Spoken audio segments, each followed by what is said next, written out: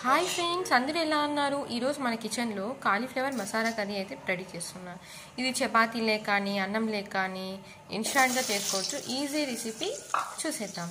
First stove మీద oil పెట్టుకోవాలి. Oil వేడైన తర్వాత జీలకర్ర, తర్వాత సాసోలు వేసి సాసోలు ఫ్రై అయిన తర్వాత కట్ చేసి పెట్టుకున్న ఆనియన్స్, కట్ చేసి పెట్టుకున్న చిల్లీ వేసి అవి కూడా ఫ్రై అయిన తర్వాత కొద్దిగా అల్లం వెల్లుల్లి పేస్ట్ వేయాలండి.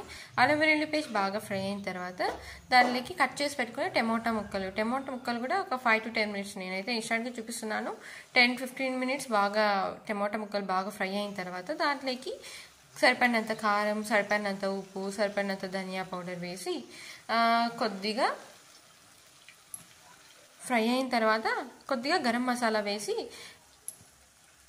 మిక్సీ జార్లో శనగపప్పులు, కొబ్బరి మిక్సీ వేసుకోవాలండి. ఇంకా వేసాం కదా, ఇది కొంచెం కర్రీ ఫ్లేవర్ పడడానికి ఇది 5 to 10 minutes బాగా వేడి చేయాలండి. ఇంకా బాగా వేడైన తర్వాత వేడి నీళ్ళలో కడిగి పెట్టుకున్న కాలీఫ్లవర్ ముక్కలు వేసి పసుపు, ఉప్పు రెండు కలిపి వేడి నీళ్ళలో వేసి కడిగి పెట్టుకున్న కాలీఫ్లవర్ వేసి బాగా ఫ్రై చేయాలండి. ఒక 5 to 10 minutes మనకి సరిపడినంత వాటర్ వేసుకొని మరి 15 minutes ఎక్స్ట్రా పెట్టుకొని వేడైన తర్వాత ఒక కర్రీ అయిపోయిన తర్వాత ఒక 20 to 30 minutes అయిన తర్వాత పైన లాస్ట్లో కస్తూరి మెతి వేసేసుకోండి. Super and tasty cauliflower masala curry అయితే రెడీ అయిపోయిందండి. Thanks for